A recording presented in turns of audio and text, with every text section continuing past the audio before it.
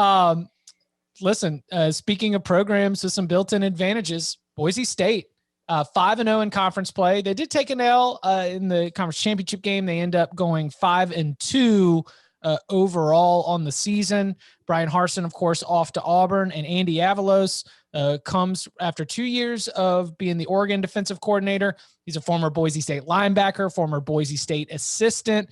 And one thing that is interesting is that from some of the reports I was able to hear, pre-spring practice, early spring practice, media availability, a lot of chatter about a new vibe, all about the vibes out there.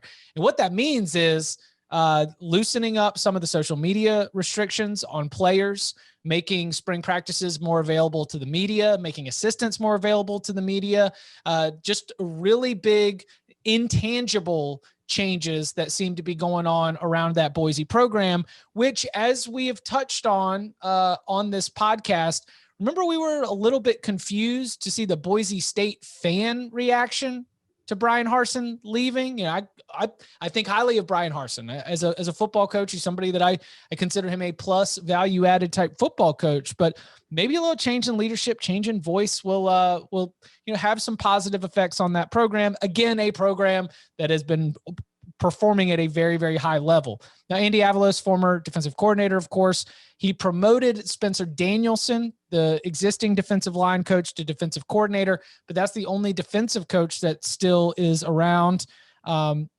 Tim Plough? Yeah, I'm not sure. Okay.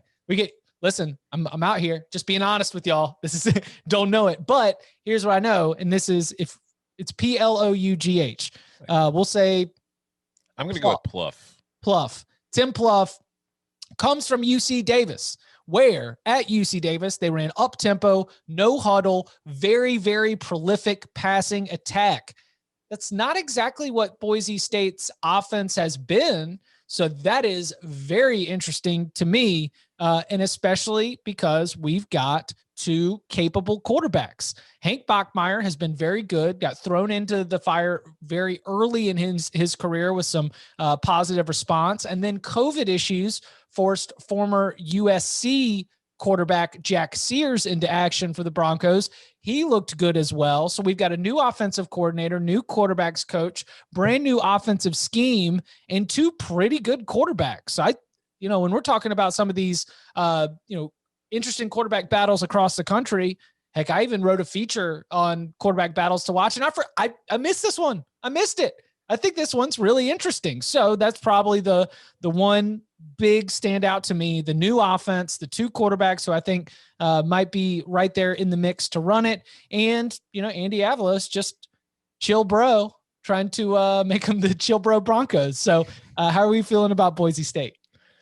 I think the one thing that's most interesting to me is what you brought up with Pluff, because we've talked about it with, you bring in a defensive coordinator, and a lot of the times you see defensive coordinators take over programs and they just kind of want your offense to be, complementary game management. Don't put my defense in bad positions. So it's interesting to me that Avalos takes the job and then it goes and gets a guy from the FCS level, specifically because he does run an up-tempo, very pass-heavy kind of offense. I think that is going to be interesting to see this spring, because that is obviously, it's not like Boise was, running 1935 offense, but it's still a change in what they had been doing. So that's going to be interesting to see how they can implement that along with the quarterback competition, and see if we could figure out if one of those guys is better suited for this new one. I think that means we're probably going to see a more explosive Boise offense, which I think is a good thing for them. And it's going to be interesting to see how Avalos does that with his defense and tries to pair it up, and whether he sticks with it, because that's the thing with defensive coordinators. If we get into the season and the offense is, putting the defense in a lot of bad positions, like going out there doing really quick 3 and outs and put the defense right back out there, how long does he stick with it, or does he make the change? So that, I think, is going to be a key thing, but obviously we won't get the answer to that this spring. But I think this is a Boise State team where I have far more excitement about it, simply because things are different. Like every year going in, whether it was the Peterson era and then the Harsin era, you kind of knew what you were getting because it was going to be Boise State. So I think this year it's going to look different. So there's more excitement there. But at the same time, there's also a little bit of trepidation. It's like, well, now there's a change, and it's the program that has been so consistent for so long at this point. When you make that change, can they keep it up? Will there be a step back? So I think that as far as the spring is concerned, I'm more interested in the Boise State Broncos this spring than I probably have been in a lot of recent springs. So Mike Leach, Joe Brady, Lane Kiffin, Norm Chow.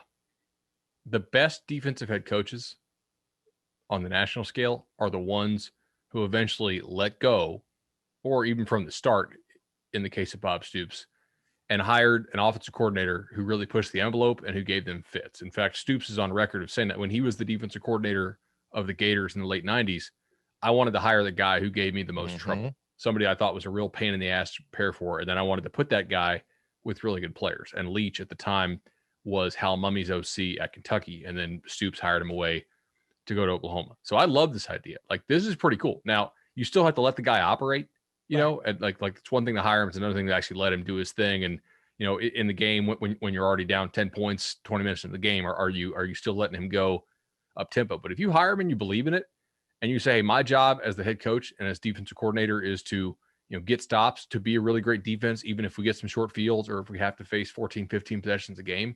I think we can do that because we're Boise State. We're going to have better players than the rest of the league. And so, hell, we'd love to play 20 possessions a game. Cool. Our depth is better than yours. Eventually, our backups will kick the heck out of your backups, right?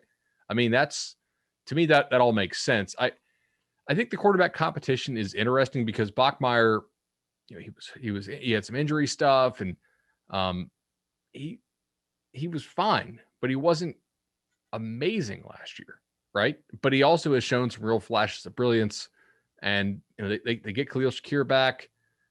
I think this should be a really good team, and in my opinion, is the clear favorite in this league. Without a doubt.